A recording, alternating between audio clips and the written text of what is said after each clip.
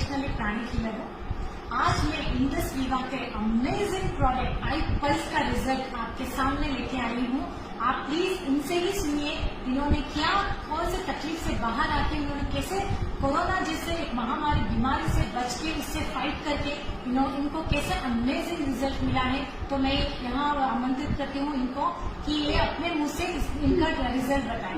Sir आपका नाम बोलिए। सर मेरा नाम शिवराज है, शिवराज जैन, और मैंने करीबन 2 महीने से कोरोना पेशेंट हूँ। कोरोना पॉजिटिव हो गया था, उसके बाद ये आईपीएल किया। घर आने के बाद वहां से 1 महीने से करीबन 2 महीने से ले रहा हूँ। अच्छा रिजल्ट है।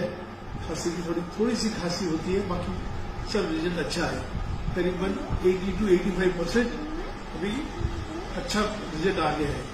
यानी सांस की तकलीफ थी वो भी ठीक हो गई है और सब कुछ अभी नॉर्मल है।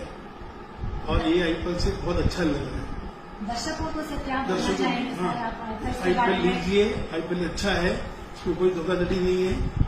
आइटम अच्छी है, बच्चे भी अच्छे कूदते हैं, सब कुछ लीजिए, इसमें कोई दोहराई नहीं है। ठीक है, धन्यवाद।